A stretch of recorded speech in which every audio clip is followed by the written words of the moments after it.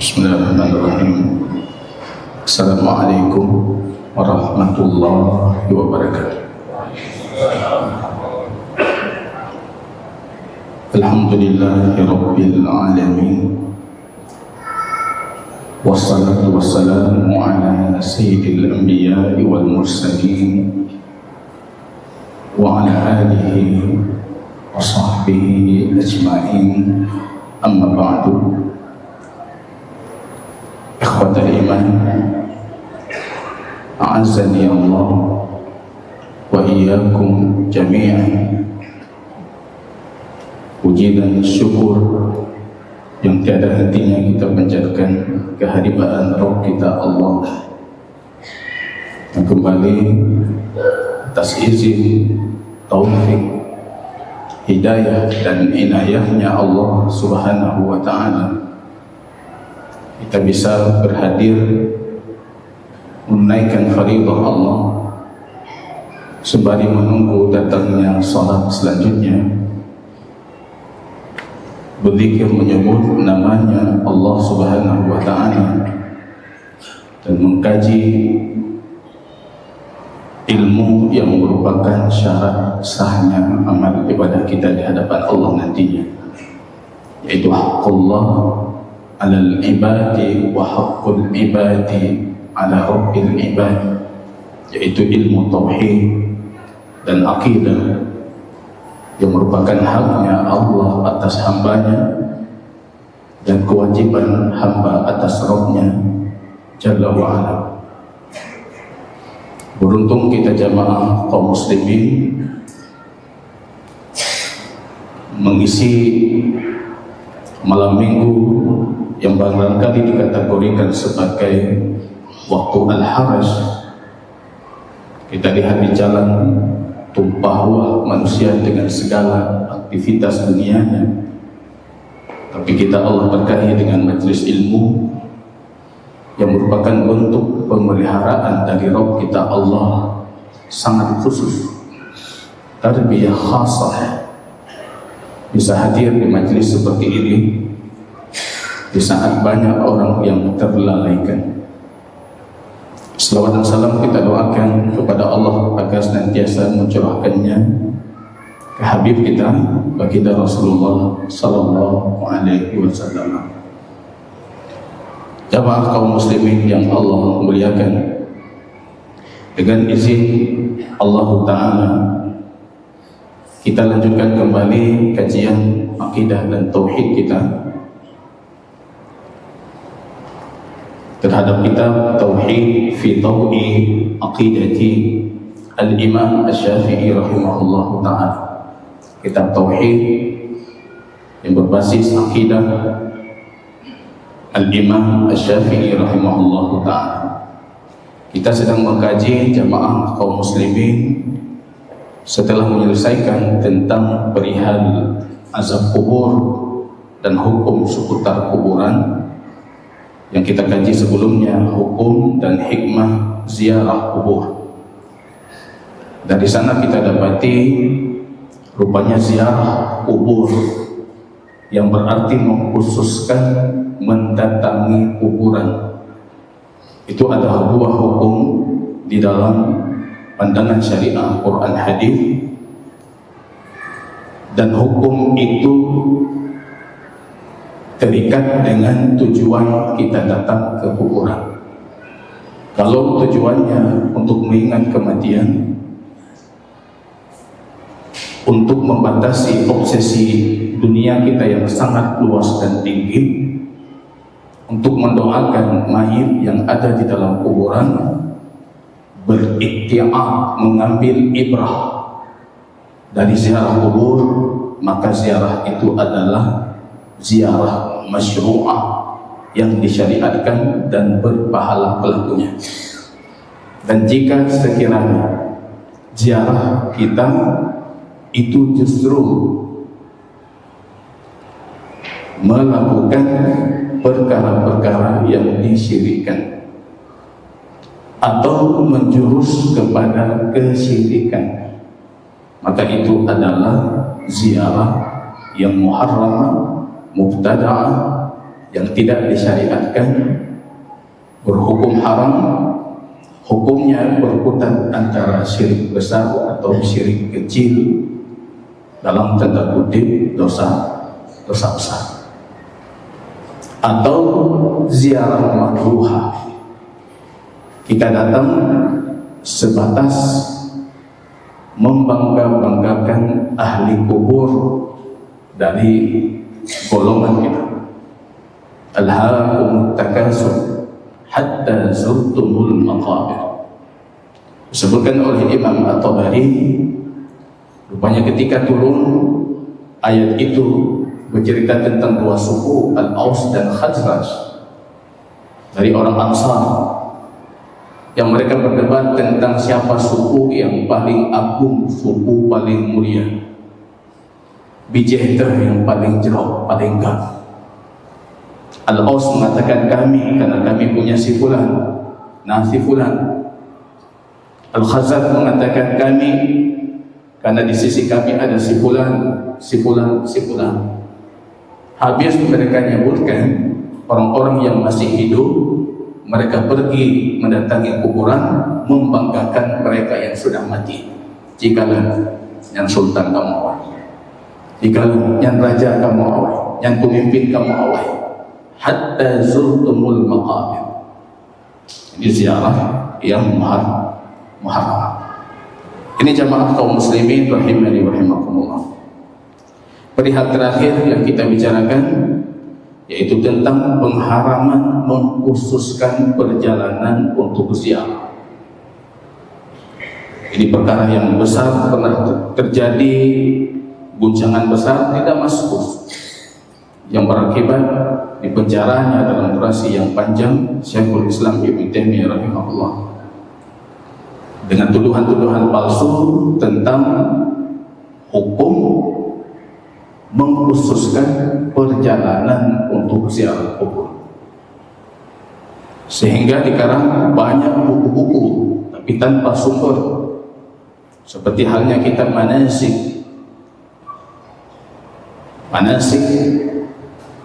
Hajjil Maqabir, yang isinya kitab itu tentang hadis-hadis fadilah melakukan perjalanan untuk ziarah kubur. Kata Ibnu Taimiyah, kitab itu, dan belum pernah aku melihat satu kitab yang dusta di dalamnya lebih banyak dibandingkan dustanya ahli kitab Yahudi Nasrani. Dan tidak ada satupun hadis yang sahih, jelas sahih dari baginda Rasul tentang keutamaan mengkhususkan perjalanan untuk ziarah kubur. Yang kita dapati justru dalam Sahihain itu larangannya, la tusyaddur rihal, tidak boleh mengkhususkan perjalanan kecuali hanya untuk 3 masjid saja. Masjid hadza, yaitu Masjid Nabawi, Masjid Al-Haram, dan Masjid Al-Aqsa yang ada di Palestina. Mudah-mudahan Allah segera memerdekakan Masjid Aqsa yang kita cintai tersebut. Kaum muslimin yang Allah muliakan, kita lanjutkan masih seputar hukum kuburan. Umat manusia dalam perihal kuburan ini, jamaah kaum muslimin, bisa kita kelompokkan menjadi 3 kelompok besar: lintas agama, lintas sekte pemikiran, bahkan dari kelompok Islam pun demikian. Ada kelompok yang berlebihan terhadap perihal kuburan, berlebih-lebihan dalam hal kuburan, berlomba-lomba meninggikan kuburan, berlomba-lomba membangun kubah di atas kuburan, berlomba-lomba mengirimkan doa-doa dan ibadah ke kuburan. Itu kelompok bulan. Bukan dari kalangan kaum muslimin saja, dari luar Islam pun banyak kelompok yang sejenis ini. Ada kelompok yang ekstrim kiri, begitu sunnatullah ketika hadir yang kanan ekstrim, lahir yang kiri juga ekstrim, yang meremehkan kuburan. Mereka melangkahi kuburan, mereka bisa menginjak kuburan, mereka duduk di atas kuburan. Bahkan sebagaimana kita sebutkan di pertemuan sebelumnya, ada sekte dari agama Nasrani di Eropa Timur yang salah satu ritual mengkubumikan jenazah, menguburkan jenazah dengan meloncat-loncat di atas kuburan, grup-grup di kuburan ini. Bagi mereka itu ibadah. Maka dalam hal ini jamaah kaum muslimin, kita perlu mengetahui siapa sebenarnya yang berpandangan moderat, berpandangan wasatiyah, berada di pertengahan antara ekstrem kiri dan ekstrem kanan perihal kuburan. Kita kutip saja hadis baginda Rasul sebagaimana disebutkan oleh penulis kitab kita ini, hadis Jabir radhiyallahu taala anhu qala. Ini hadis baginda Rasul. Di sini disahihkan dan diakui kesahihannya lintas empat mazhab. Mereka cuma berselisih apakah larangan di sini levelnya itu haram atau sebatas larangan makruh. Yang pegajin haram zero, haram atau makruh. Hadisnya jamaah kaum muslimin, naha Rasulullah sallallahu alaihi wasallam.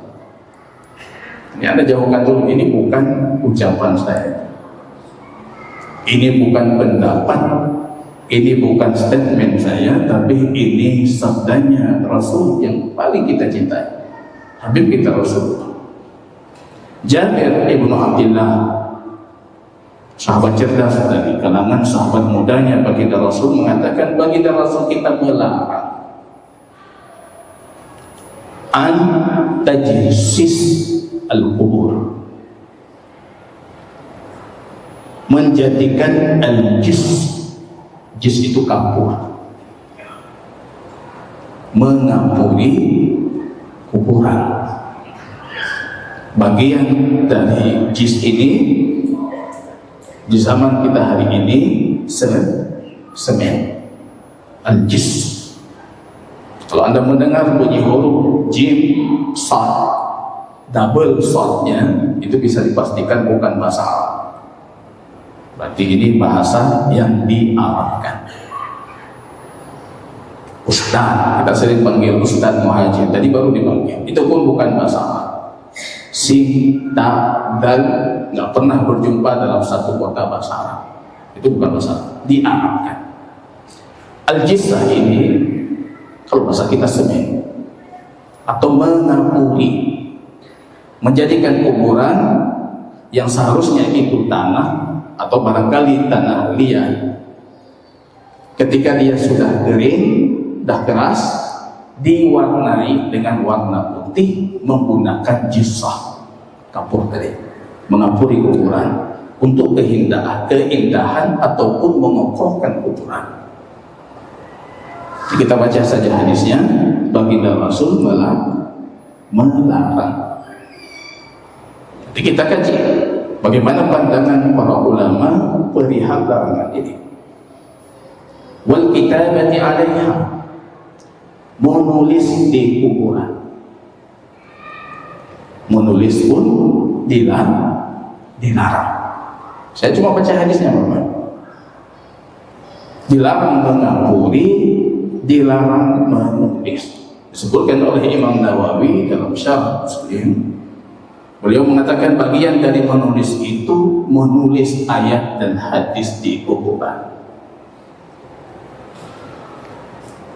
Apa salahnya menulis ayat? Tapi beliau mengatakan itu termasuk ke dalam larangan hadis. Nah, kutip satu ayat di kuburan, kutip satu. Karena sejatinya kuburan itu bukan tempat untuk kita menulis. Wal julusi 'alaiha. Kalau tadi berbicara tentang orang yang ekstrimnya kanan terhadap kuburan, yang bisa nanti perihal seperti itu menjuruskan kepada kesyirikan. Nanti akan kita lihat hadis kedua. Baginda Rasul dalam satu hadis ini menyebutkan orang yang jenis kedua, wal julusi alaih, jangan juga duduk di kuburan, duduk di atas kuburnya. Kalau ziarah kubur berarti pastikan, ya, para ulama berselisih pendapat, kita mengucapkan salam dalam kondisi berdiri atau duduk. Tapi Imam Syafi'i mengatakan sah-sah saja, Anda berdiri boleh, duduk juga boleh. Kondisi ketika Anda duduk, apakah Anda itu dalam kondisi menghadap kiblat atau menghadap si mayit? Mayoritas para ulama mengatakan posisi kita menghadap si mayit. Nggak perlu menghadap kiblat, ya menghadap si mayit.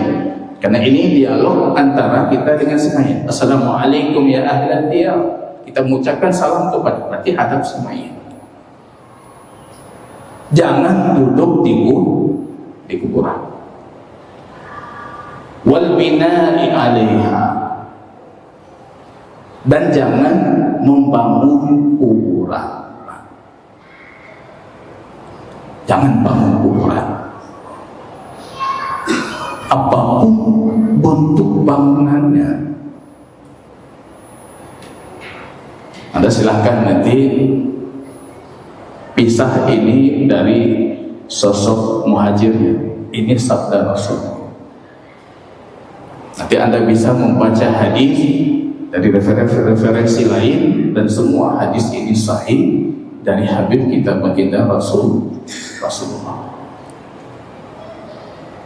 Bahkan kalau kita baca lebih lagi, mendetail lagi, nanti ada pesannya Umar ibnu Abdul Aziz.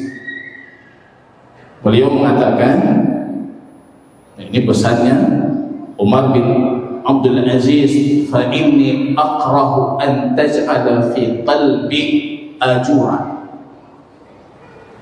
Aku benci kalau nanti aku wafat, kalian menjadikan di kuburku itu ajur. Ini asalnya sahih ke Umar bin Abdul Aziz. Apa itu ajur? Ajur itu tanah liat yang dikeringkan kemudian dibakar. Jadi lupa, kalau bahasa kita batu bata. Itu Umar bin Abdul Aziz. Kalau Ibrahim An-Nakhai, ini pakar hadis, sahabatnya Imam Ahmad rahimahullah, beliau mengatakan hampir semua ulama yang aku dapati, mereka cenderung mengingkari kuburan itu dipasang ajur, batu bata tadi yang sudah dikeraskan atau dibakar. Nanti Anda silahkan buka lagi, karena kini yang kita gaji akidahnya Al-Imam Asy-Syafi'i.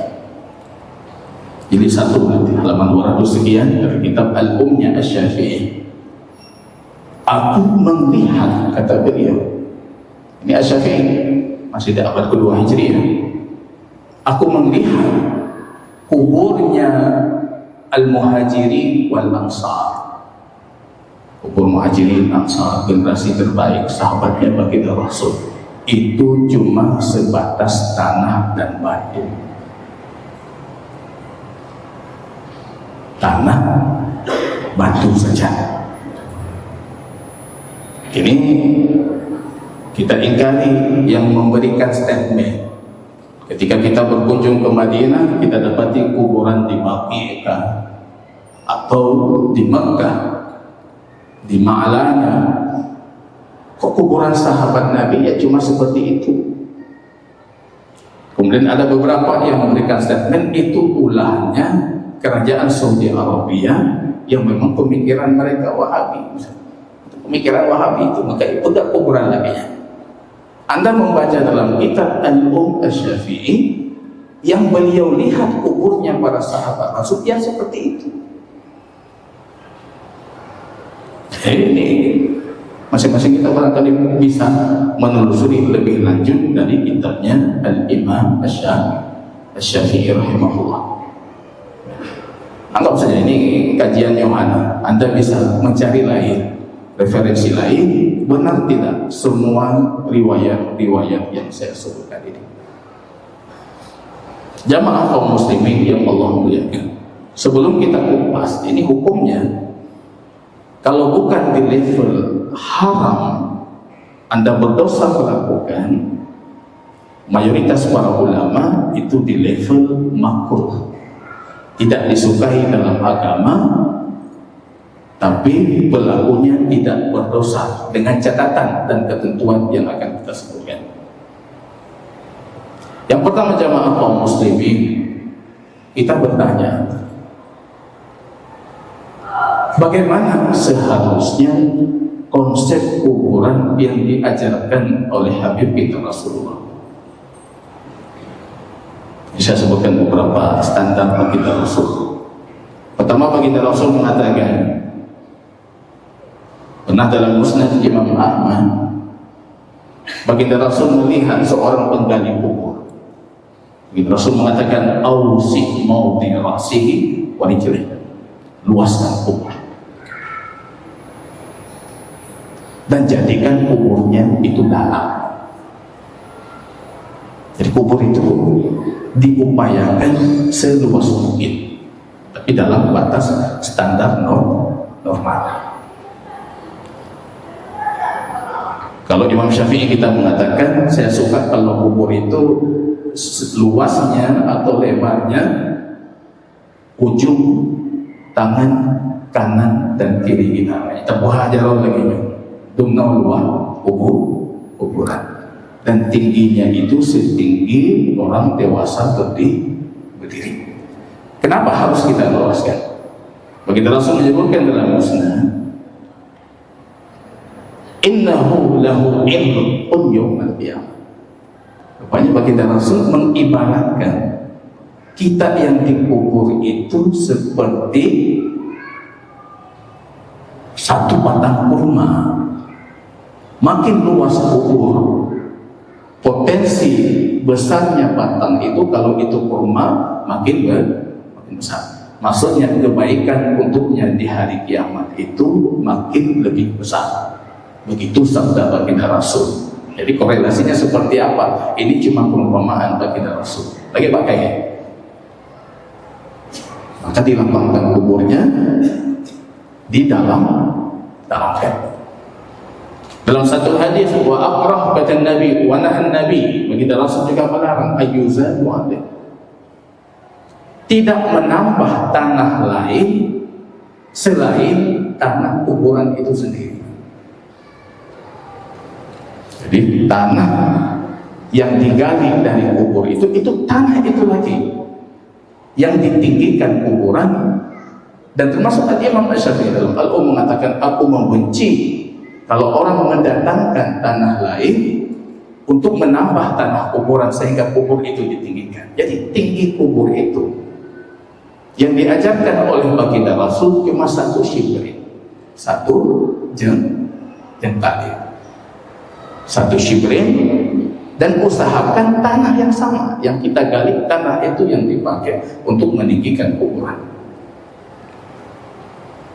Hampir semua para ulama dari 4 madhab itu menguatkan pandangan tasnim kubur lebih utama. Ketika Anda ingin meninggikan tanah kuburan, maka upayakan yang di tengah lebih tinggi dibandingkan yang di atas atau di bawahnya, di posisi kepala atau kaki selain.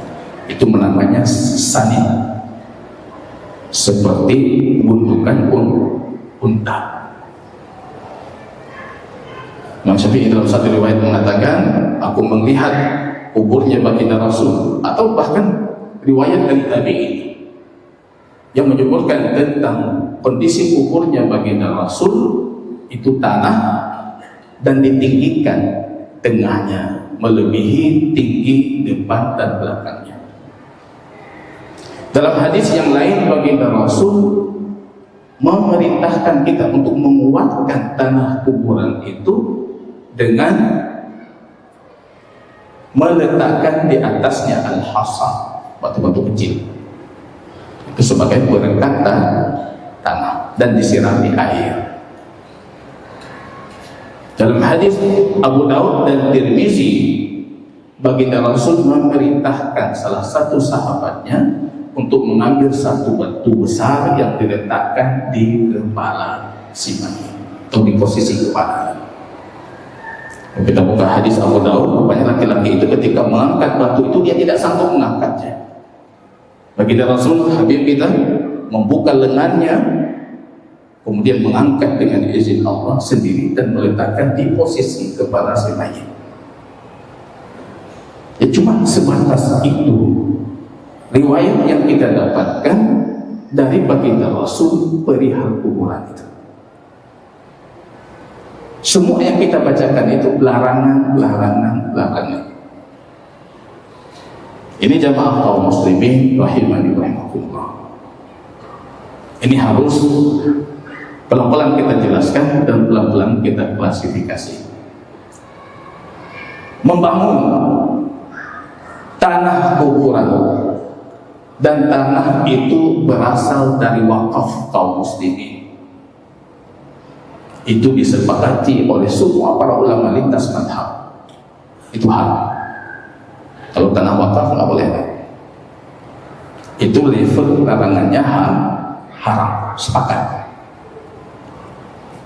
Tanah wakaf.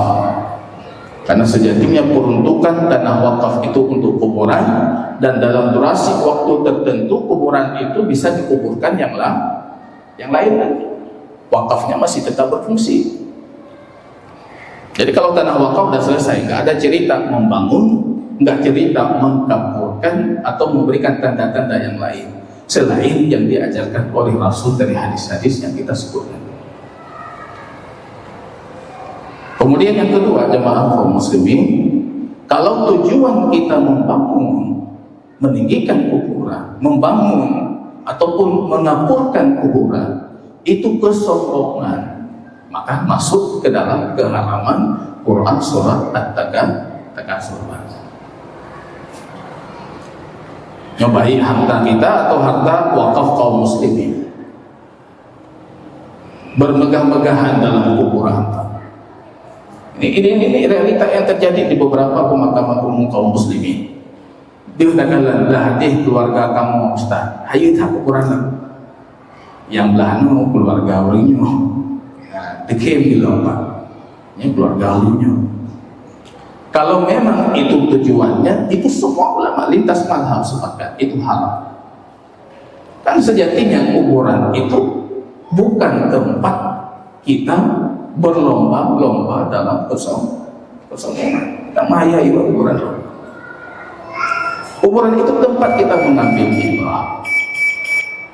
Yang diperselisihkan oleh para ulama apakah haram atau sebatas makruh, tidak berdosa pelakunya, itu yang lepas dari dua kategori tadi, tapi dengan ketentuan dan syarat yang izin Allah Tabaraka wa Ta'ala akan kita sempurnakan pembahasannya di pertemuan selanjutnya dengan izin Allah. Jazakumullahu khairan katsiran, subhanakallahumma bihamdika asyhadu an la ilaha illa anta astaghfiruka wa atubu ilaik. Assalamualaikum warahmatullahi wabarakatuh.